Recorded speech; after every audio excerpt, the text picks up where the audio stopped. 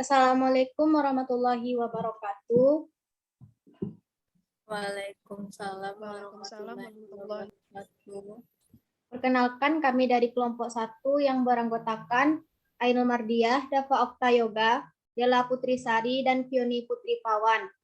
Baiklah, kami sekarang akan mendiskusikan hasil diskusi kami tentang studi kelayakan usaha pada rumah makan Simpang Raya.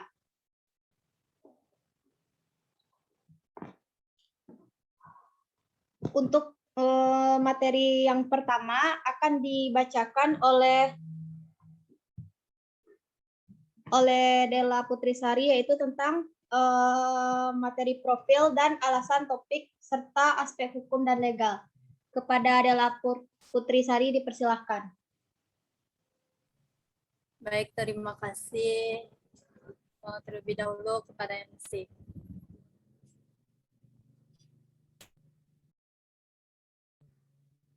Profil 0.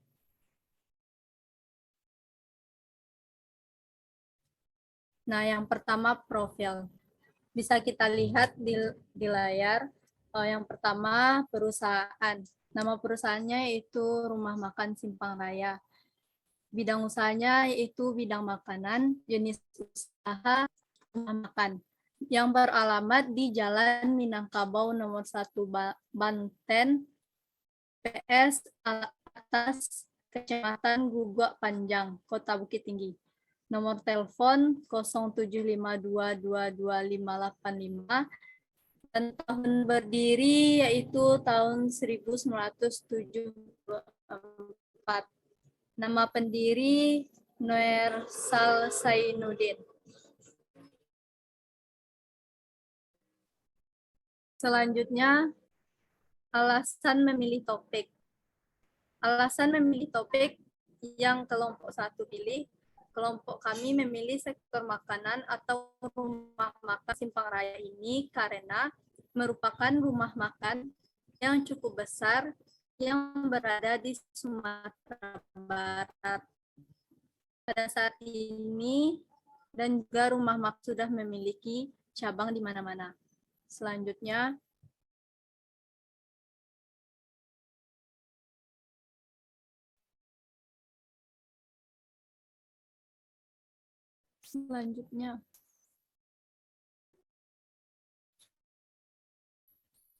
Selanjutnya aspek hukum atau legal. Rumah Makan Simpang Raya sudah memiliki izin usaha pada tahun 1993 oleh Departemen Kehakiman. Yang pertama adalah hak cipta sertifikat merek dengan nomor pendaftaran IDM 000335797. Dan setelah itu mengenai hak cipta logo Simpang Raya dengan nomor pendaftaran 325730 dan hak cipta tersebut telah diperpanjang sebanyak 2 kali. Baik, saya kembalikan ke moderator. Selanjutnya, tentang aspek pemasaran dan aspek keuangan akan disampaikan oleh Fioni Putri Pawan. Kepada Fioni dipersilahkan. Baik, saya ucapkan terima kasih kepada moderator. Di sini saya akan melanjutkan materi selanjutnya, yaitu tentang aspek pasar dan pemasaran. Aspek pasar dan pemasaran memiliki 4 analisis, yaitu yang pertama, analisis strength atau kekuatan, analisis kelemahan atau weakness, analisis peluang, dan analisis ancaman. Yang pertama kita akan membahas tentang analisis strength terlebih dahulu. Analisis kekuatan dari Rumah Makan Simpang Raya adalah, yang pertama, Rumah Makan Simpang Raya memiliki chef yang handal. Yang kedua, Rumah Makan Simpang Raya akan memiliki karyawan yang sudah terlatih. Yang ketiga, tempatnya unik dan menarik. Analisis selanjutnya yaitu analisis kelemahan. Analisis kelemahan yaitu memiliki yang pertama, marketing proses masih perlu segera ditingkatkan. Yang kedua, persiapan terhadap seluruh fungsi proses bisnis masih belum sempurna. Oleh karena itu, perlu dilakukan persiapan sistem yang lengkap dari seluruh fungsi tersebut, seperti persiapan standar operating prosedur atau SOP. Yang ketiga yaitu analisis peluang. Makanan Padang merupakan salah satu masakan yang paling disukai oleh masyarakat di Indonesia. Maka tentunya akan sangat banyak konsumen yang akan membeli masakan Padang yang ada di Rumah Makan Simpang Raya. Yang terakhir yaitu analisis ancaman. Para pesaing telah banyak melakukan pembukaan tempat makan di daerah rumah makan Simpang Raya, para khususnya. Pesaing di daerah Simpang Raya contohnya adalah nasi kapau, Kopi Star, The Chick, ayam geprek, dan kafe dekat masjid. Namun hal tersebut perlu disikapi dengan terus melakukan inovasi dan perbaikan secara terus-menerus dalam seluruh bidang, baik menu, pelayanan, dan lain-lain. Jadi dari segi aspek pasar dan pemasaran, rumah makan Simpang Raya ini dapat dikatakan layak. Materi selanjutnya yaitu aspek keuangan. Sistem keuangan akuntansi dari rumah makan Simpang Raya masih berbasis manual. Data diinput oleh bagian keuangan ke dalam komputer secara manual. Kemudian data keuangan tersebut disimpan ke dalam komputer. Laporan keuangan rumah makan Simpang Raya disusun per 2 bulan. Sekian dari saya kembalikan kepada moderator.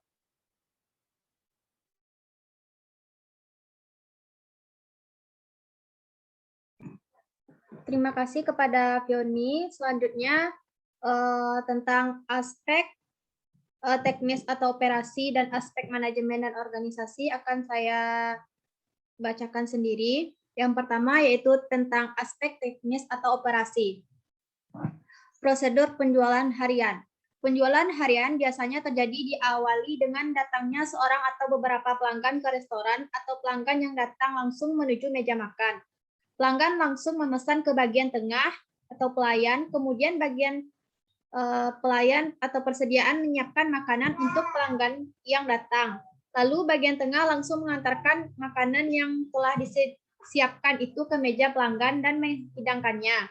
Setelah makanan dimakan oleh pelanggan, pelanggan memanggil bagian tengah untuk menghitung, bagian tengah mencatat bon dan memberikan kepada pelanggan. Selanjutnya tentang aspek manajemen dan organisasi. Restoran Simpang Raya ini memiliki jumlah karyawan sebanyak 39 orang dan dibagi atas 2 komponen yaitu 5 direksi dan 34 karyawan. Rumah makan Simpang Raya juga memiliki karyawan yang sudah terlatih yakni pada bagian-bagian produksi, pelayanan yang cepat dan ramah serta akan singkat terlihat profesional. Serta pada bagian marketing yang dengan aktif menciptakan sebuah promosi-promosi baru yang menarik bagian pelanggan. Rumah makan Simpang Raya akan melakukan pembagian tugas pada proses-proses bisnis. Selanjutnya tentang aspek sosial dan ekonomi akan disampaikan oleh Dava Oktayoga. Kepada Dava dipersilakan.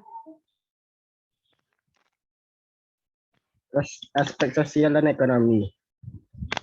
Rumah makan Simpang Raya biasanya akan mengecek persediaan per hari, seperti daging, sayuran biasanya dipesan setiap hari. Beras per minggu, persediaan akan dipesan kembali setelah mengecek persediaan di gudang.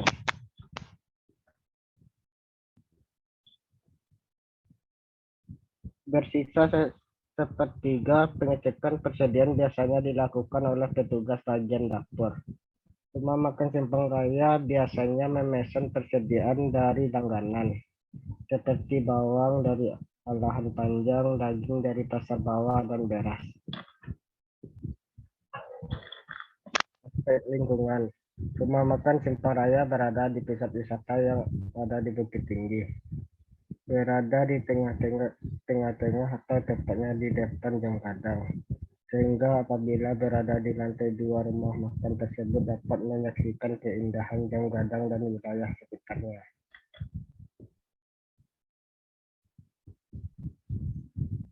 Lampion. Itulah penampakan rumah makan Simpang Raya dari depan. Beberapa menu yang ada di rumah makan Simpang Raya. Selanjutnya kesimpulan. Dari beberapa analisa tentang studi kelayakan usaha tentang rumah makan Simpang Raya terdapat disimpulkan bahwa yang pertama terdapat 7 aspek yang dianalisa yaitu aspek hukum, aspek pasar dan pemasaran, aspek keuangan, aspek teknis atau operasi, aspek manajemen dan organisasi, aspek sosialisasi dan ekonomi, dan aspek lingkungan. Yang kedua, pembagian kerja yang baik. Yang ketiga, memiliki laporan keuangan yang jelas sehingga usaha rumah makan Simpang Raya dapat dikatakan layak. Selanjutnya, saran. Yang pertama, seharusnya adanya pengawasan terhadap bagian keuangan untuk menghindari kecurangan. Yang kedua, saling cek hasil ada, tidak hanya cek saja yang disimpan oleh bagian keuangan. Yang terakhir, buku penerimaan bagi karyawan yang harus ada. Hal ini membuktikan bahwa barang tersebut telah diterima oleh karyawan. Baiklah, hanya itu hasil presentasi dari kelompok 1 tentang analisis studi kelayakan usaha dari Rumah Makan Simpang Raya. Apabila ada kesalahan kata, kami mohon maaf.